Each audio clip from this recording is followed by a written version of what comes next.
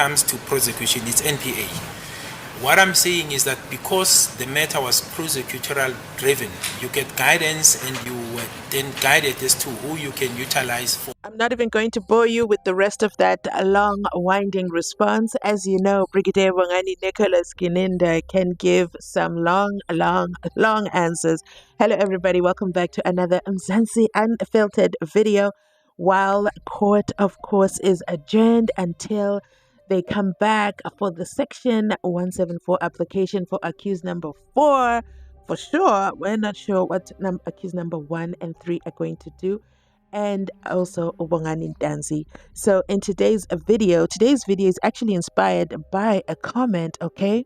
When I tell you I read the comments, I really do. I'm going to read this comment to you. It says, Umuzi was not the one who shot SENZO, but he's the one who announced that SENZO is unalived. You know why he did that? At first, he was a shooter, but then he did not have a firearm. But it was too late for the state, okay? Because he was made accused number 1 already, and Umlube should be accused number 1 if he's the one who shot SENZO.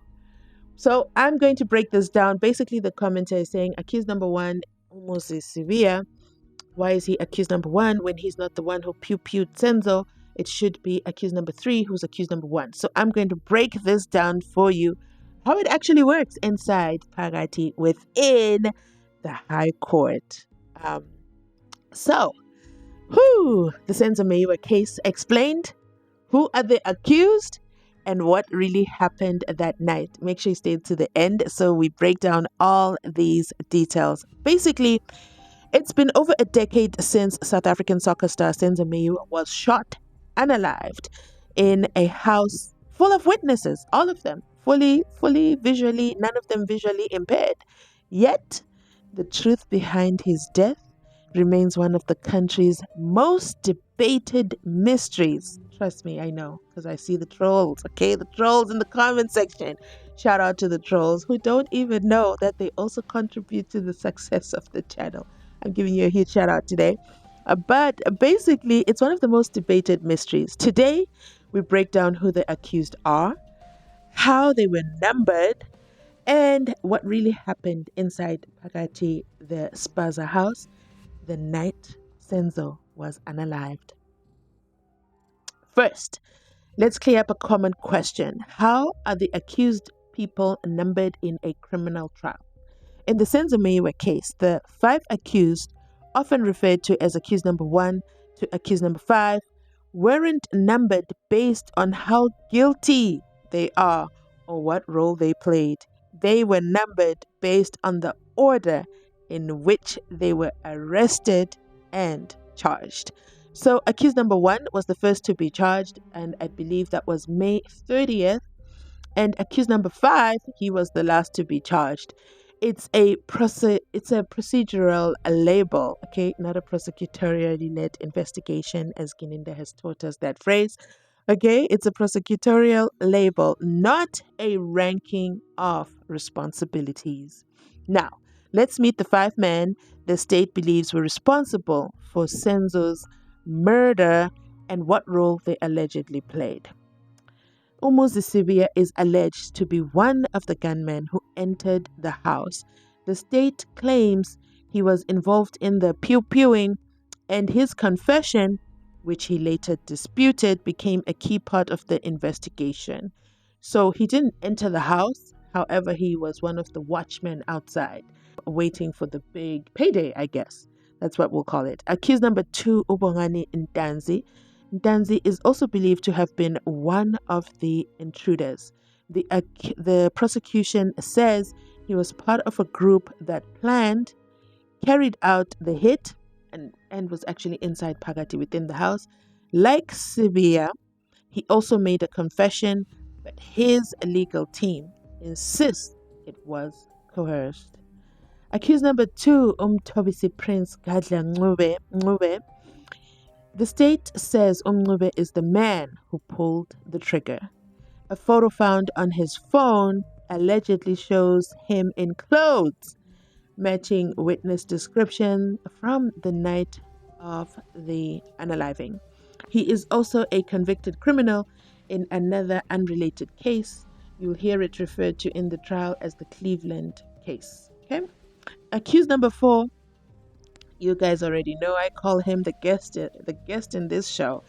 Accused number 4, Umthokoziseni Mapisa. Mapisa is accused of being part of the planning, though there's no direct evidence placing him at the scene. None whatsoever. Nothing. Just Muzi's statement that says he ran into the house after Ubongani Ntanzi ran out, and also that he was the stakeout guy as well.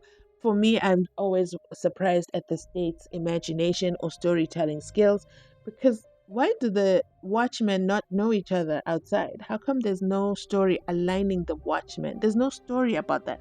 I feel like they did a poor job with the plot with regards to the watchmen. Were the watchmen not seeing each other? Or maybe it was too dark outside? I don't know. Well, it's the same watchman who also didn't see Ulongwe Twala run outside. But we are not there. Accused number 5, Mr. Koza of the area commissioner of Jose Mampuru's most favorite prisoner. Okay, such a favorite prisoner, he won't let him go, even though Judge Rata has given an order that he must be moved. Okay, he must be moved in the interest of justice so that there's no more delays in the SENZO MEYIWA trial after a week where there was always just delays around the Jose Mampuru prison. So Fisokuhle Nkani Ntuli, Judge Rata ordered that he be transferred to Luko prison in Sandton. But did they actually do that? It remains a mystery, okay? So, accused number 5, Ntuli, allegedly the mastermind behind it all. He is a known Nkabi, okay? Hitman. Already convicted in other murder cases, Ntuli is said to have orchestrated the entire hit. But then at the same time decided to sit in the car. I mean, what kind of a leader is he in this hit? He didn't even supervise. He sat in the car like a relaxed gulugudu and said, no, you guys handle it. This is not for me. This is too small a job. I need, too much pews out for me to be participating. But anyway, he sat in the car. That is the state story. He sat in the car. Ntuli is said to have orchestrated the entire hit and communicated with the others before and after the crime. But here's the twist. None of these 5 men were inside the house when SENZO MEYIWA was unalived. The night of October 26, 2014, in Vosloorus, 7 adults were inside the Spaza home, also known as the Khumalo home, when SENZO MEYIWA was shot. Let's break down who they were, shall we? We'll begin with SENZO MEYIWA, the victim, a beloved national goalkeeper. He was visiting his girlfriend, Kelly Khumalo's family at the time. Of course, there was also Kelly Khumalo who was there. She was SENZO's girlfriend, a famous singer. She told police it was a robbery and that SENZO was shot defending her. She remains a central figure, but has never been charged. She's so central in all this, but has never been charged, even though there is a J50 warrant of arrest that Brigadier Kininda sings about on the stand. She's a central figure, remains unarrested, but let's continue on. Then, of course, there's Untombi Gladness Khumalo, Kelly Khumalo's mother. She supported the robbery story in her statement to the police, and not only that, she fingered out Uzamogu Thembata as if she didn't even know the guy. But we'll talk about that in a separate video. I want to react to a conversation that Unoni and Jabs had with regards to the logs. That was interesting conversation. And then, so stay tuned for that video. If you're not subscribed, please make sure you're subscribed so you don't miss the notification when I upload that video. Then, of course, there was Uzandile Khumalo, popularly known as Uma Popola. Okay, Kelly's sister, also present. Her recent testimony in court stirred up controversy due to its inconsistencies, but most importantly, to her just breaking down into tears. pointing out Ubongani Ntanzi and crying out, "Do you guys know how you changed our lives?" What about the lives of the Meyiwa family? Zandi, have you at any point gone over to the Meyiwa family to pass your condolences? But we are not there. Also in the house was Ulongwe Twala, Zandile's boyfriend at the time and son of the music producer Kiko Twala. He claimed he ran out of the house when the gunmen entered, but his possible involvement has been widely speculated by the public, and not only the public, but Advocate Chilani Joshua Ngomezulu the late, who was going to bring a witness to tell us about Longwe's involvement, Longwe's ankle, and how the ankle had a bullet, became septic, and he sought medical attention to get that removed. We'll never find out that story, because unfortunately Advocate Tulani Joshua Ngumezulu passed away before he could call his witness.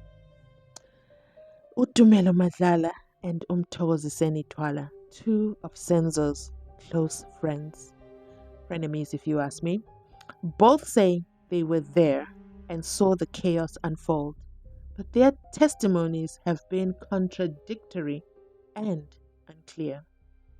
7 adults in the house, a national hero unalived, and 5 accused men, none of whom were seen by any of these eyewitnesses. Okay? None. Okay? The state now says this was not a robbery, but a contract killing. Still, after more than 10 years, the truth is tangled in conflicting stories, missing evidence, and alleged cover-ups. Let's not forget the cooking, okay?